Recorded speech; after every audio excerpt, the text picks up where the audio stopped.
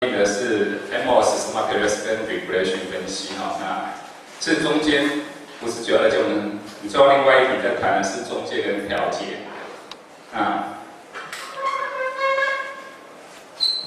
我想 regression 应该不用问哈，做这样大概全部都已经都会乱了。那我想知道就是在做分布比例哈，你是用 mouse 的举下手。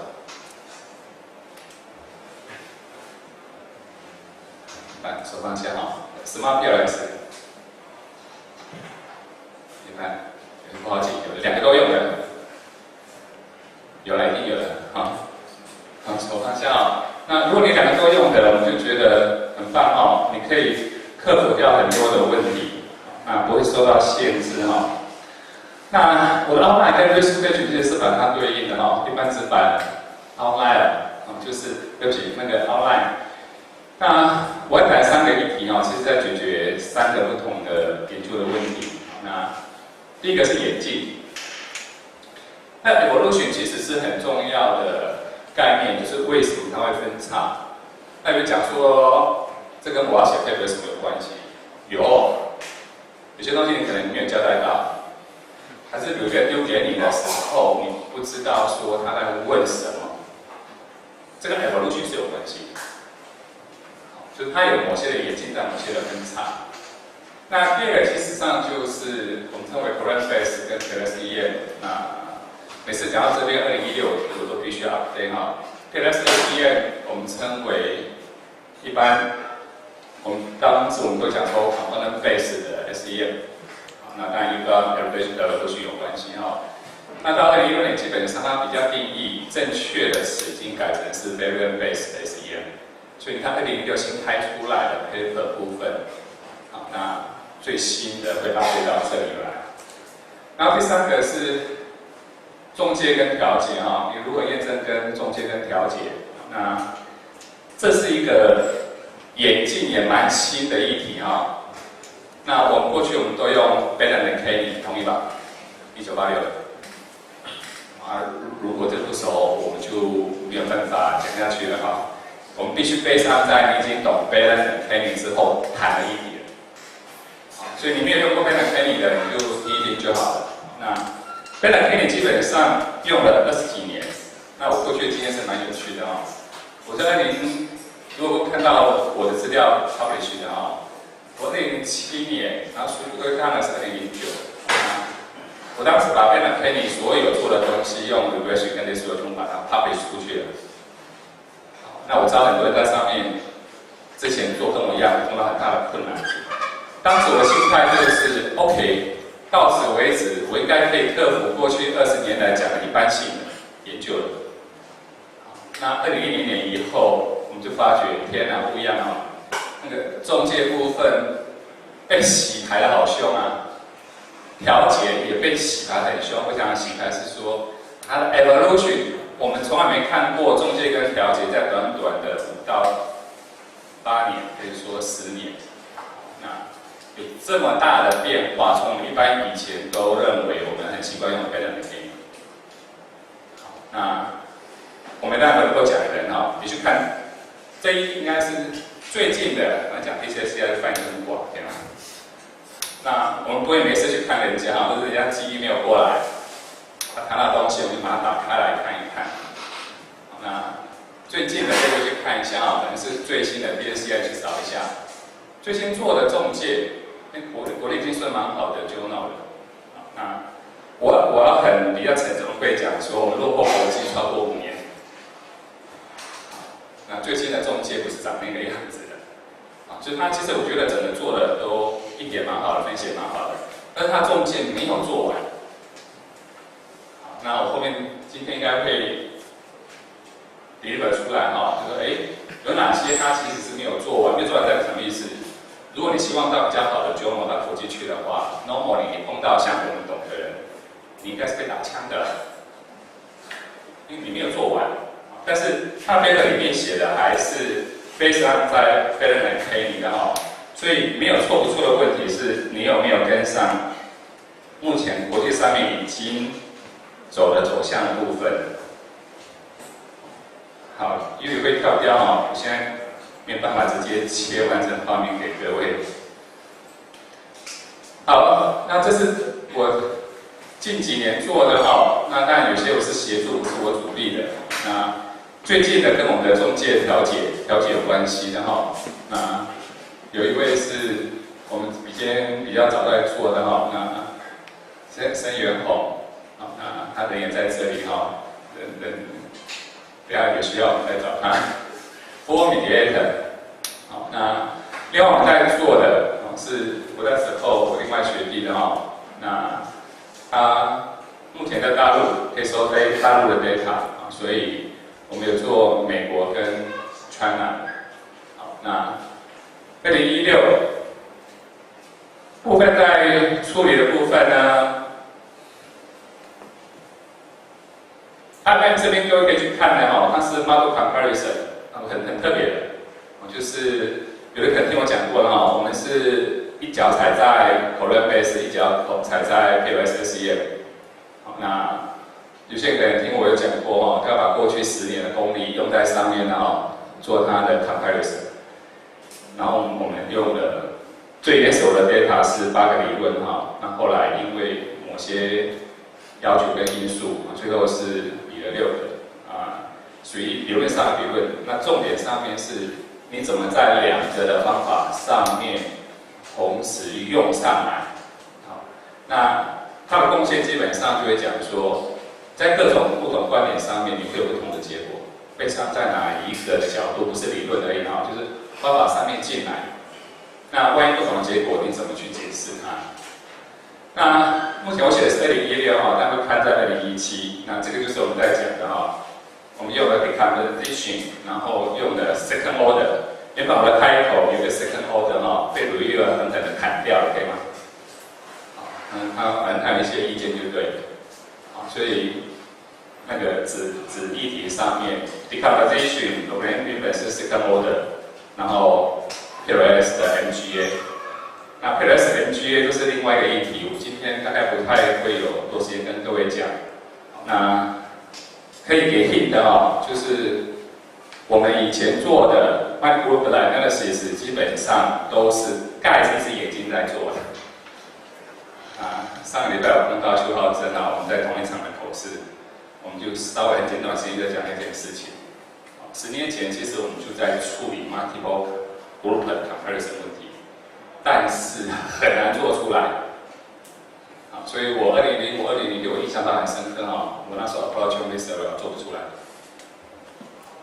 那邱老师也一样哈，就是邱正老师我们上下碰到很难呢。他要处理这个部分，他也没有很容易把它做出来。那有一些变化情形，那 PLS 这边也没有那么容易做哈。那就好不一定是多高级哈，但是如果看到 guest editor 是 Hansler， 就知道说这个人不太好处理。反正我们这样讲没关系哈，人在国外对吗？好，那 Hansler 基本上在 PLS 那边是蛮有分量的哈。如果你有机会去看他一下，好，那这个我们把它快开过去哈。那只要有时间，我就把一些资料开起来，然后把它发挥出去。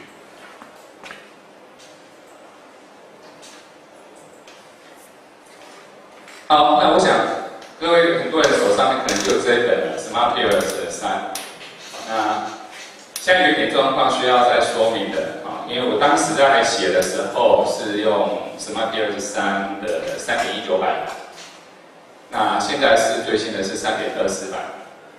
那但有些跟我 Facebook 有 link 就会看到，那有些没有，有的会看到说，它有一些操作的小差异，那我们做了一个小的 sample， 就把它给讲说东西放在哪边哈，那所以假设你现在当都是3.24的，那跟着书上面解释90%没有问题哈，10%的东西差在哪边，就是它操作界面有小小改变。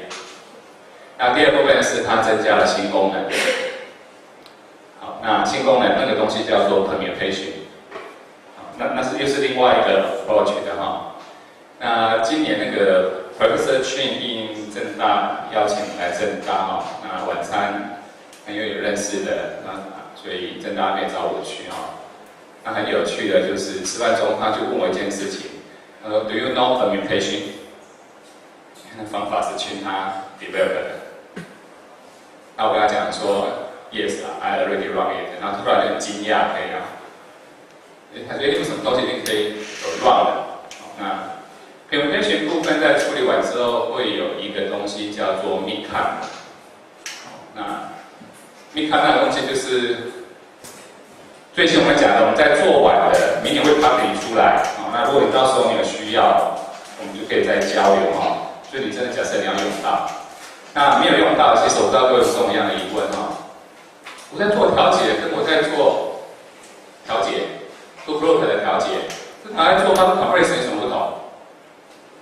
我在各位假设你有就是碰到那样的议题上面处理，那我要解释是说，假设我们省略掉一些重要的步骤，就是我们在讲的过去10年盖着一个眼睛在做的时候，对。两个比较后面，我们都用一个塔方 constraint 加以后，一个塔方就解决了，3.84，这是 correct base。那如果是在 PLS-SEM 上面，我们就是用我们叫做 Shiau 的 T testing， 那就是去他们发展的。那又有一个讲法是 Special T 做 two group 的 comparison。所以那是一个另外一个大的议题哦。那实验说可能要速度要快一点。那 science 我希望很快提一下哦。那这跟有一些我们在谈的文化什么都有什么关系？我们不扯那么多。很重要一点是因为科学就是东西摆那边，我可以重复验证啊等等，这个我们都知道的。那只要有人的地方就有点麻烦。啊，我们在写research碰到的问题都是有一些是人的问题。好，那我们撇开人的问题，就是 science 的好处就尽量撇开人的问题。它真的是会比较好，然后它可能是处理的比较真实的，我们就相信它哦。那唯一要跟上来的其实是 evaluation。好，那这边其实我都会有它的某些的输出哈，那但是内容并不是一定是跟着出处的。其实这是在心理学上面结构方程整个的长相。那我很快的 overview 哈，因为这个花的时间，其实你跳到某一个地方进去，就发觉说哦不得了，那里的当初可能发展的，然后就会有很多的 paper 或者是议题。那这里我们基本上在用的部分呢，因素分析。那 CFA 这是长在这边的哈，那它3个颜色基本上在谈，就是说，灰色是比较早期的，那黄色呢是中期的，红色其实是近期的。比如说我刚才跟各位讲的说，我如果时间还允许的话，那我最近在处理的部分。还没有完全到红色的哈，就是长在这里，所谓的 mimic。好，那我再很快的 overview 看一下哈，这是古典的测试理论，那不用谈哈，我们在心理学或者是教育那边都很多的。那我们的因素分析。会跟我们的信度应该是很早的哈，在1900，就由这边过来会我们的 factor analysis。那还没有完全我们讲说到 CFA 来哈，另外一支过来很重要，在我们结构方程式回归走到路径分析。那最早历史你会看到都在谈说那个 Wright 在属于生物那里的做的一篇，是我们。PLS 的始祖哈，是公认的1921年部分。那 PLS 加上我们的 CFA 部分，造就了后半部看到这一大块长出来的，就是后半部，我没有那个投射笔哈，后半部长出来的，我们在结构方程部分进行处理的。好，那这里有时间就可能会再进去的哈，那。这是现代的测试理论啊，还是要验证我们很多的 item 部分。那 simultaneous 的同步上面的equation， 你怎么去 simultaneous 进行处理，结构方程上面进行处理？那还有很多人可能不太熟悉的有因素分析的结构方程，就是 PLS-SEM。那它的演变上来以后，有人已经也在这里进行着力那 SEM 部分各位看到还有所谓的 linear 跟 non-linear。那 EQS 那边是有许多软体扮演不同角色那另外处理的这边各位看到是一个 mimic。那 mimic 我就画给各位说，初期长的这个样子就是在白板上面。它是要做二阶，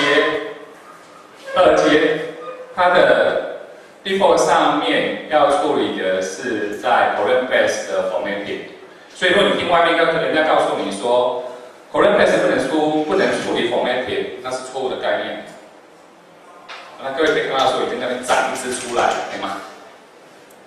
在整个演变上面，但是它处理的很有限那很多东西估计不准。那管片点 module 呢，其实60年刚刚也做出来了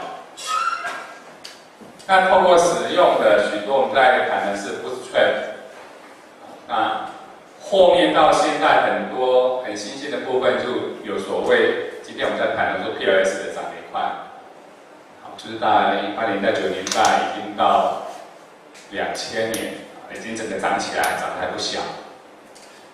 那有些人会提到说，PLS 好像都是领资管在玩的，我们其实也会听到这样的声音，不太对资管其实是我们必须承认，因为我在资管，我们是比较落后的学科。我们资管基本上大量介入 marketing， 这不是我讲的，这个是AJ Chief在我们 MSQ Code 那边他直接就讲，我们借了很多是心理学。所以 psychology 跟 marketing 其实我们借了一大堆东西进来那 multi-level 其实现在有些也在很红那 multi-level 有一块各位可能在后面大家听到的是 HLM 对吗？处理一个多层次那一块，那又讲另外一支 HLM 不是我们的范畴。那我们谈的说结构方程它也在处理那个 multi-level 的。那 mixture 上面就有另外不是那么好处理的我对它目前说实话还有一些陌生。那 Meta 的 SEM 这里另外再涨了一支的就是希望把过去的有100-200篇人家做一个的 Meta 就汇总处理。那汇总处理我在以前也处理了好几个阶段那但用的工具不太一样。那结构方程其实也可以处理它。只是麻烦的地方是你需要有 column base 的共背影的矩阵，或者你需要它的平均数标准差，再加上相关。假设没有那样的数据，你的 Meta 的 SEM 是做不出来。那从 multi-level 那边有另外在进行处理，我们称为叫 GLAMM。那什么东西它是称为的一般化的线性结构。那它处理什么呢？是在我们 multi-level 上面只能处理固定的某些 model。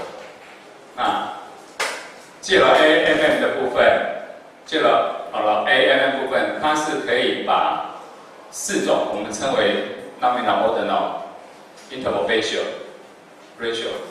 4种形态非常它都能够处理。所以大致上它长的是这个样子。那或许各位有机会可以再花点时间进去看那演变部分，就是我有时候我就很想跟很多，比如说是博士生的都会在讲说，其实演变的分叉，那基本上在我们资管还是在 marketing 那边，那边我们说我们借了很多东西过来，那其实有很重要的 paper， 那比如说从回归转向 SEM， 其实是刘他妈错，他们在2000年在 CAS 上面把它定锚，定锚意思就是后面其实转变，在我们资管基本上就开始很大量。marketing 那边其实是 Jarvis， 它后面就是有一个大头的叫做 Posako。那他们在2003年做了很重要的回顾，就是所谓的 model 的 misspecification。那重点其实就摆在 formative model 那边长上来的东西。好，那也是很重要的转变哈。你看2003年，那转变完之后，那个后来的另外一个大头是泰尔，大家都很熟，因为国际版他的书嘛。他整个跳进去就是在 formative 这一块 line 上面在开展。所以 Rainbow 他们在2005年就有书籍了。不是数解，这也是软体。好，那另外一个呢，我们资管其实我讲过，我们是比较落后，必须承认我们2007年才处理它好，我们呢要进到刚才是某些的背景在处理那所以 PLS 后面假设有时间，我是可以再展开给各位看就是它整个的进行的演进的。那这时候我们大概要回答第一个问题就是什么时候用什么的方式？其实我们必须把一个东西拿进来。如果这里有在 marketing 那边的，我相信都可能比我们更熟。有一套软体叫 Process 的，有用过的举下手。没有？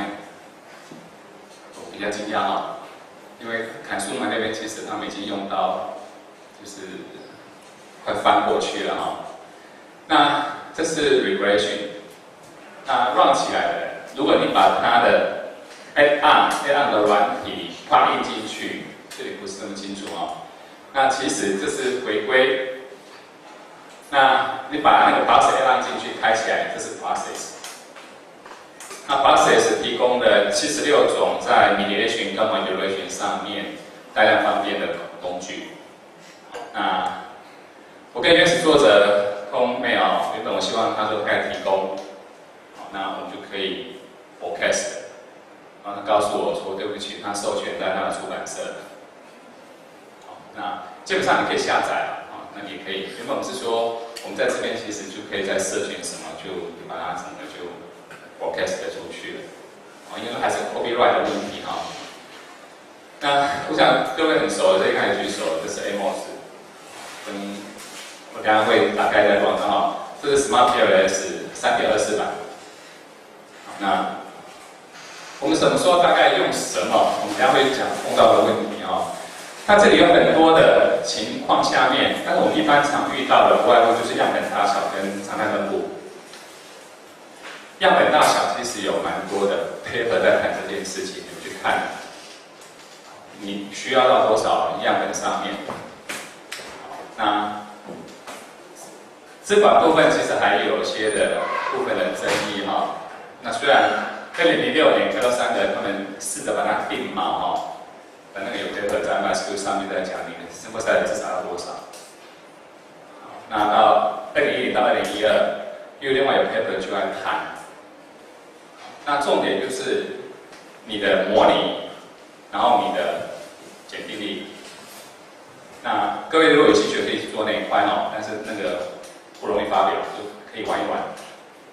那这是 sample size， 因为那边有几个大咖站着在打比仗。那我们把它简单的讲，不要那么复杂的以 sample size 来讲的话，现在就分两类的方法论，一个是 column based， 一个是 PLS， 就是这两边的。那 column based 部分要求，大家都知道说实证上面要求是比较高的。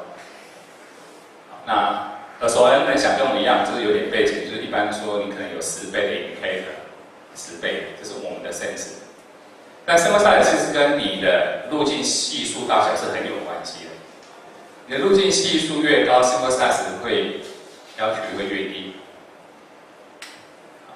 那这是 column based 的概念。那大致上多少是适合的？那要查对应表，可以吗？我刚才说跟你路径系数。那为什么讲这一段？如果你用 column based 这样来做，你被 challenge sample size 的时候，你至少你就要有佐证资料，你是足够统计检定力。所以 minima 你就要有2006年的 Carol Sanders 他们做了 simulation 的部分，那告诉你那它的 paper 又不是用路径系数哦，它是用 factor loading。所以你看，那我谈是说，你得到资讯，我们可能不是告诉你已经知道了，我们可能告诉你就是当你碰到问题，你可能要 defense， 对吧？我们后面其实你知道说会不会接受，已经不再初期进入review了，都在打笔仗，打第1版、第2版、第3版。那像我今年的时候很辛苦了，我们打了 R5， 可以吗？打上打到第5版，好，那我们就觉得很辛苦的。好，那样本上面的呢 ，PLS 这边其实不是这样看的哦。PLS 这边它的看法是最新的，如果有拿到2016 Health 他们在建议的，他们其实是用 R-square 来看待这件事情。R-square 到多高多低的时候，那你的 sample size 可以到多少？好，举例子哈，其实他课本上那个 textbook 就讲哈，如果你是0.1，R-square 0.1几有啊，我们也有 TSSCI publish 出来是0.1几啦。如果你是低到0.1附近的 sample size 要到1000多个，你的统计检定力才有。但是如果你的R-square 你上升到50%、70%，哦，你的 sample size 上面方就很急速下降。它的 criteria 是告诉你是说 criteria 直接书上面的哦。是说 minima 是你那个 endogenous construct， 就是一般称为 Y 的构面啊，不是 Y 的 indicator。那你需要的是10倍的路径系数的它的指向。简单讲，如果你有5个 X 构面对到一个 Y 的，那大约minima在50附近，但是那还是偏低的。好，那所以你就要看说这些的分布情形，那当然是书上面你会找到support哦。那回归基本上我们一般就会谈说是在实验上面非常好用的，因为一般实验的sample size不高，同意吧？所以在调查部分，常常你就会碰到challenge，就是假设你sample size够高了，那为什么不用回归？那我们资管就是在2000年的那一天以后就大转向哦，所以他们那时候2005、2008，那许多国内的学者在骂哦，动不动都是结构方程，回归有什么不好吗？其实我跟各位报告，回归其实很好的，回归有很多东西可以做的，而且是我们结构方程不能做的。那另外一个issue是常态分布，这个是更要命的哈。我们碰到情况，不瞒各位哈，因为我是博士班在国内念的，然后这样一路上来，然后跟很多人在交流的。那我们碰到很多的教授在讲说，那资料拿进来，那结构方程就进去了。当时时代都是历史了。那我第一个疑问，不管是在学生时代还是我们后来已经毕业在 run， 它的基本要求是你要常态分布啊。Literal 你去看它在处理的部分，所以它告诉你说有很多的处理的方法，我们从最大概式法到最小平方等等这样处理下来的啊。但是它还是 based on 它要估计的精准，你还是要 based on 在常态分布。所以你的资料没有做一个常态分布检定下面，你如何 claim 一定是 OK 的。那这没有什么好不好，我们在谈的是说把它打开以后，工具上手，当你碰到什么样的问题，你去 approach 它。那不要觉得很烦，因为你不处理它，你碰到真的是比较熟的人，后面你对 defense 会非常的辛苦。如果 review 紧咬的不放，像 sample size 紧咬的不放，你就没辙了。好，那我的经验也是我今年其实也有审一篇SSCI 的。那其他也可以讲得很棒，那 sample size 是不是太小，不具有检定力？我请他提供检定力，没有啊。我最后的决定是 reject 的，因为所有后面的所有数字不正确，他们告诉我太多理由。sample size 小，其实你的 robust 就是那个 beta， 我们一般要求要1.8，没有嘛？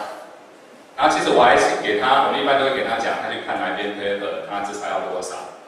我的用意并不是讲说他就一定是 reject 的，我的用意其实是想要告诉他一件事情，他应该换一个方法去估计。因为你不同的方法其实可以解决不同的问题。那额外的并没有在 slide 上面，我们在提醒的就是不要随便 mix 使用，这是另外一个很伤的一件事情。我们常常看到会有用 CMA 用 AMOS 跑，可以吗？然后它的结构模式就用回归。Why？ 为什么？好，就是你必须要讲出理由来，我们不是说一定不行。但是没有理由，你应该是用结构方程就下面结构模式就下去 run 啊。好，那它应该要有相当的理由哈。那你要知道理由，我们可以私底下再讲，我会告诉你说，其实它应该有什么理由。其实它就可以过关啊，但他不知道，他没办法 defense 他做的东西哈。好，这刚才谈的那一段，为什么我要讲呢？这是 MSQ 的，好，那不说 MSQ 一定怎么样哈？2012年出来的 editorial comment， 好，就是他们在讲一件事情，因为结构方程都有看到那个演变的，我们的阻力上面还是以 Coulomb base 扎的最久，所以它各种状况都遇到过了。那所以你问我，基本上我的 approach 是这样，没有其他的原因下面，我还是 prefer 用 Coulomb base， 因为它最准。那这时候就碰到一个很有趣的问题了。所以虽然看到说我很善用 PLS， 当你用 PLS 的时候，这件事情其实有些人大家听过我讲过了，那有些可能是第一次听的。每次大家那一块你要加一段啊，你要告诉 reviewer 为什么你用 PLS。这不是我讲的，这是我们的学习里面，他已经告诉你你要加一段。那如果有疑问的，可能你就把那篇 paper 调出来，因为它是 critical look at， 可以吗？好，就是说它很检视，好检视，好，在我们是管这里的。那所以你少写的那一段，一般reviewer都告诉你说 why do you use the PLS 或者是 Smart PLS， 好，那可能就很奇怪，为什么他会给你这样一个 comment？ 他没有说你的做的不好，就是你要有理由。那理由不外乎你会看到那什么 sample size、non-normal， 这是我们常看到的，还有 formative 的 major。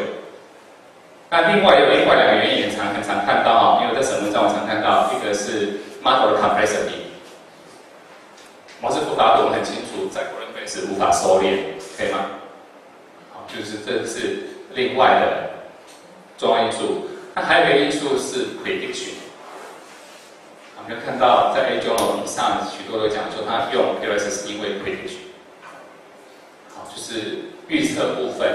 好，那这里都是一些理由那各位大家可以用来 defense。所以这边。我们就希望是说，其实不管 Coulomb base 或是 PLS， 它都有各有优缺点，它应该是用来互补，不是用来完全竞争。所以你看到很多 paper 摊出来，那是因为有历史背景，因为有两派的学者在打比战，在美式大学那边就有很多的 paper。举例子，比如说 long range planning， 那个我也看了不少 paper 那是属于策略管理上面主力期刊。long range planning 上面也好几个 special issue。那我没记错的话，它在今年吧，应该是今年当然是明年会有第3个 special issue for PLS。好，那它在处理一个是说，我们想要测试我们的之前的，就是我们 A 种的理论上面的观点，那现象有没有结合？他想要知道，就是说，在 observed covariance matrix 跟 estimate 的 covariance base 上面，它差异多少？所以在 covariance base 上面蛮仰赖 goodness of fit 这件事情。那 PLS 基本上，它主要是在最大化的解释编译。那这里会碰到几个问题哈，两个问题，我是提供给各位，没有什么绝对对跟错。一个就是 PLS 上面虽然之前有开了大会，在大陆的哈，那时候有一个学者提出 GOF， 但后来被推翻掉哈，那 GOF 是不可以用的。那个 GOF 不是真正的模式适配度，就是整体上面的，所以它是不可以用的。好，那因为最近我有朋友在问哈，问我说，国内的 journal 要求他在 PLS 上面 report GOF， 那我听的就是3条线外加3条线，可以吗？对的，其实它已经被，你要知道这些演变，有些东西就已经不行了，就是它被，不管是 turnover 是 request 掉哈，但是 Smart PLS 被要求 report 一个是 SRM 啊，那个已经是这2、3年被公认要 report model fit， 它是准的。另外一个今年又很麻烦的哈，今年就是到5月了，它要另外提供3个的跟 model fit 有关系的 index。那比如它有一个叫 NFI 的东西，那也跟各位报告，这个是你的经验跟我的经验哈，没有绝对对跟错。我拿我旧的资料在历史上面的那 NFI 都会过关，我听到 PLS 进去居然不会过关。那这件事情也是趁去来的时候就问他哈，他说那些指标先不要相信，可以吗？那他是打算明年写一篇，跟他讲哪些的 index 是有问题的。所以到目前评价的为止谈的是 SRM 啊，你要以后的在 PLS 这一块，那已经是很确认的哈。如果你被要求 report SRM 啊，对不起，如果你是考了 Smart PLS 2，没有那个东西，除非你要自己算。那 Smart PLS 3考完，它就提供给你了。那好，接下来。为它控制时间可能要更快一点哦，不然来不及了。那有可能后面我现在没办法再问有什么问题啊。二阶的插入，其实我们在谈就是从 Formative Module 这边分叉到 PLS， 哦，这是演变，刚才有看过了哦。那速度可能要加快了哦。那我们在讲的是1974年的话，这是 PLS 上面的演变。那 Jokov 跟 Watt 的1982年是蛮有趣的哈。Jokov 是我们 Israel 的发展之父，可以吗？如果你看那 Israel 上面的所有的书跟历史，那居然跟那个 Watt 的1982年是一同发表，他们一起开一个大的 conference， 好，就是 Correct Base 跟 PLS 的。但是很不幸的，那个分叉点 PLS 就被压在地上了。好，那虽然有一些人很努力哈，比如说 Digestra 1983的，还有 Lenton Bellado 那个 Rohomola， 这是很可惜的一个学者哦。Rohomola 他其实是写第一本 PLS 的 textbook， 但是不 popular。好，假设 popular， 他大概就站起来了哈。所以从1989一直到1998，是我们的 Chin， 就是有来台湾的这一位的，那就了不起了哈。他把它整个带进，然后可以使用他说服。那它并不是有在资管啊，它主要是在方法论上面的。所以 Martin 那边其实 citation 它的东西很多，就是Chin这个人蛮年轻的哈，目前在 Houston University。那接下来就是讲的，我们以前用的就是 PLS Web 3的，那就 Smart PLS， 那现在是主流的哈。那比如说到2005跟2016，那我这边想要提醒各位的是，不要一直只是做在一般性的结构部分，或者我们一般都是做到中介跟调节。事实上，你可以做出去哈，譬如说有 IPMA， 那这是我刚才跟各位介绍的视价分析的，好 ，complementary 的 Petras analysis， 还有 Runco， 就等一下很快会介绍各位的。好，那 Implementation 是非常新的哈。如果你要 upgrade 到 Smart PLS 的3.24版，其实你没有一个功能不能 run 的。